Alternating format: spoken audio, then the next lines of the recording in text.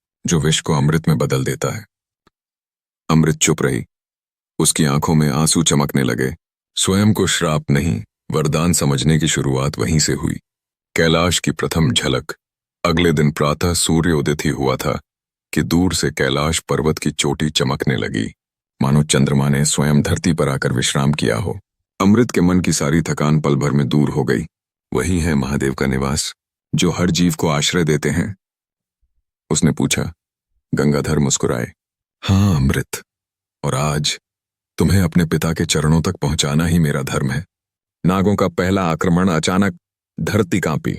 One के पेड़ झुक गए, पक्षी मौन हो गए। चारों ओर से विषैले नाग प्रकट हुए। उनकी आंखों में गर्जित तेज लौ। अमृत, हमारे साथ चल, नहीं तो कालकूट का क्रोध सहना पड़ेगा। तो गंगाधर आगे बढ़े। अमृत मेरी शरण में है, पीछे हट जाओ। रक्षक रूप गंगाधर ब्रह्मर्षि ने त्रिशूल उठाया। उनके भीतर से शिवाग्नि प्रकट होने लगी। एक एक मंत्र के साथ उनके स्वर आकाश में गूंजने लगे। ओम नमो भद्र रूपाय कालहराय महेश्वराय नमः। त्रिशूल का एक प्रहार और सैकड़ों विषधर राख हो गए। बाकी नाग भय से पीछे हटे और छाया में विलीन हो गए। अमृत विस्मय से भर उठी। आप भी शिवजी जैसे शक्तिशाली हैं। जो शिव शरण में हो जाए उसे स्वयं शिव अपनी शक्ति देते हैं। शिव पार्वती की प्रतीक्षा। उधर कैलाश के शिखर पर भगवान शिव समाधि में थे। पार्वती जी के मन में अजीब सी अशांत भावना उठ रही थी। स्वामी, आज आपका ध्यान विचलित लगता है, क्या कोई संकट आने वाला है? शिव बोले। एक दिव्य बालिका जिसके भाग्य पर काल की छाया है मेरे पास आ रही है। पार्वती ने मुस्कुराकर कहा। तो फिर आप उसे अपनी शरण देना। शिव बोले। भाग्य के बंधन तोड़ने पड़ते हैं, शरण नहीं। आने वाला तूफान। ब्रह्मर्षि गंगाधर और अमृत अभी शिवधाम से दूर थे, पर ऊपर आकाश में घोर काला बादल तेजी से घूम रहा था। वो कालकूट था। उसकी दृष्टि आग की तरह जल रही थी। अमृत को शिव तक नहीं पहुंचने दूंगा। नियति का संघर्ष प्रारंभ। अमृत का प्रत्येक कदम भाग्य के चक्र में एक चोट था। उसकी यात्रा केवल अपनी मुक्ति के लिए नहीं, सर्पवंश, मानव जाति और स्वयं काल के संतुलन की रक्षा के लिए थी। अब युद्ध तय था, कालकूट और शिव के बीच, अमृत और उसके भाग्य के बीच। कैलाश अब पास था। ब्रह्मर्षि गंगाधर और अमृत बर्फीले पथ से आगे बढ़ रहे थे। ठंडी हवाएं अपने साथ देवत्व की सुगंध लिए चल रही थीं। अमृत की आंखों में आशा थी। महादेव, मैं आ रही हूं। तपस्थली का आवाहन। अचानक दूर से डमरू की ध्वनि गूंजी। नर्तन करता नाद, जिससे स्वयं ब्रह्मांड का हर परमाणु थिरक उठा। अमृत ने मंत्रमुग्ध होकर पूछा, यह कैसी ध्वनि है? गंगाधर बोले। महादेव ध्यान से बाहर आ रहे हैं। हर कदम के साथ उसकी हृदय गति बढ़ती जा रही थी, जैसे जन्मों की प्रतीक्षा अब पूरी होने वाली हो।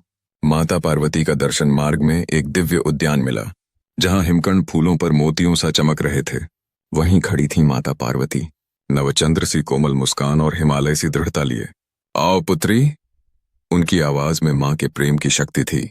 अमृत तुरंत उनके चरणों में झुक गई। मां, मैं शिव शरण में आई हूं। पार्वती जी ने उसे उठाकर सीने से लगा लिया। अब यहां कोई भय नहीं। अंतिम बाधा। नागेंद्र वासु। तभी धरती चिर गई। एक विशाल नाग, हजारों फनों वाला नागेंद्र वासु प्रकट हुआ। उसकी आंखें अलौकिक क्रोध से जल रही थीं। देवी, यह बालिका हमारे वंश के अनंत विनाश का कारण है। इसे शिव की शरण में जाने मत दीजिए। वो गंगाधर आगे बढ़े। वासु, यहां शिव की धरती है। यहां तनिक सा भी अधर्म सहन नहीं। वासु चीखा, हमारी नियति दुखों से भरी है। काल सर्प दोष हमें शाप देता है, और कारण है मानव। सर्पों का शाप और सत्य। पार्वती जी ने शांत स्वर में कहा। वासु, तुमने केवल वेदना का एक पक्ष देखा है। अमृत वह प्रकाश है जो तुम्हारे वंश को मुक्ति देगा। मुक्ति? वासु चौंक गया। हाँ, माता बोली, जो शिव को शुद्ध भक्ति से प्राप्त करे उसका काल दोष भी शिव स्वीकारते हैं। वासु के फन कांप उठे। क्या सच में यह बालिका हमारे दोष को मिटा सकती है? शिव का प्रकट होना। और तभी कैलाश शिखर से प्रकाश की प्रचंड धारा फूटी। डमरू पुनः गूंजा। तांडव का नाद उठा। एक क्षण में वातावरण शिवमय हो गया। महादेव स्वयं सामने प्रकट हो गए। गंगा के प्रवाह से शीतल, वज्र से कठोर और भस्म से अलंकृत। अमृत के कदम अपने आप आगे बढ़ चले। उसकी आंखों में आंसू थे। महादेव, क्या मैं आपके संरक्षण के योग्य हूं? महादेव का वर और आदेश। शिव बोले। अमृत, तुम्हारे जन्म से ही तुम्हारे भाग्य को काल सर्प छाया ने घेर रखा है, पर आज मैं तुम्हें अपना आशीर्वाद देता हूँ। ये उन्होंने अपना कर उसके मस्तक पर रखा। आज से तुम्हारा जीवन किसी दोष के लिए नहीं, जीवों के उद्धार के लिए होगा। नागेंद्र वासु ने विनीत होकर प्रणाम किया। उसका सारा क्रोध भक्ति में बदल रहा था। कालकूट का प्रवेश, प्रलय की आहट। किंतु इसी क्षण कैलाश की शांति पर घनघोर गर्जना ने प्रहार किया। आकाश फट गया, काला भंवर उतर आया, कालकूट प्रकट हुआ। उसके फन पर प्रलय नाच रहा था। शिव, तुम इस अभिशप्त को मत छुओ, वरना तुम भी काल का भोग बनोगे। महादेव के नेत्र लाल हो गए। काल भी मेरा ही रूप है। युद्ध की घोषणा शिव ने त्रिशूल उठाया। धरती पर अग्नि लहर उठी। कालकूट, तूने विनाश को धर्म मान लिया है। आज तुझे सत्य का ज्ञान करवाऊंगा। आकाश में दो शक्तियां टकराईं, काल और महाकाल। अमृत के जीवन का वास्तविक संघर्ष अब प्रारंभ हो चुका था। कैलाश की शांति अब युद्ध भूमि बन चुकी थी। आकाश में बिजली गरज रही थी, बर्फीली चोटियां कांप रही थीं। एक ओर महादेव, दूसरी ओर कालकूट। दोनों की शक्ति इतनी महान कि तीनों लोकों में भय की लहर दौड़ गई। कालकूट का प्रथम आक्रमण। कालकूट ने प्रचंड विष फूंका, वह विष ऐसा जो सूर्य को निगल सकता था। शिव, तुमने हमारे वंश के भाग्य से खिलवाड़ किया है। स्वयं विष की तरंग कैलाश पर बढ़ी, पर शिव ने बस एक नाद किया। एयूएम आवाज की तरंगों से कालकूट का प्रहार नष्ट हो गया। शिव का रूप। वीरभद्र महादेव ने त्रिशूल लहराया। क्षण भर में उनका स्वरूप बदल गया। आंखों में अग्नि, केशों में आंधी और पूरा आकाश उनके तांडव से दहाड़ने लगा। कालकूट, अज्ञान से उपजे क्रोध को मैं आज यहीं समाप्त करूंगा। त्रिशूल का प्रहार और धरती में दरार पड़ गई। नागेंद्र वासु का परिवर्तन। युद्ध देखते हुए नागेंद्र वासु की आंखों में भय और श्रद्धा का संग्राम चल रहा था। महादेव अपने शरणागत के लिए स्वयं काल से लड़ रहे हैं। वासु ने अमृत की ओर देखा। अब उसमें शत्रु नहीं, भविष्य की आशा दिख रही थी। वह गंगाधर के पास आया।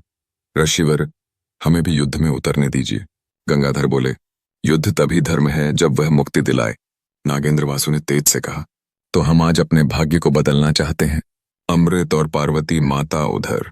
पार्वती जी ने अमृत को दोनों हाथों से थाम रखा था। डर मत पुत्री, यह युद्ध तेरी वजह से नहीं, तेरे लिए हो रहा है। अमृत की आंखों से आंसू बह निकले। माता, क्या मेरे जन्म ने सारे जीवों को संकट में डाल दिया? पार्वती मुस्कुराई। यदि शिव ने तुझे धरती पर भेजा है तो तू संकट नहीं, समाधान है। यह शब्द सुनते ही अमृत का मन दृढ़ हो गया। युद्ध का चरम। कालकूट ने दहाड़ते हुए अंतिम वार करने का निर्णय लिया। उसने अपनी समस्त विष शक्ति को एक विशाल गोले में परिवर्तित किया। यह विष ब्रह्मांड की अंतिम सांस होगा। वह गोला शिव की ओर उछला।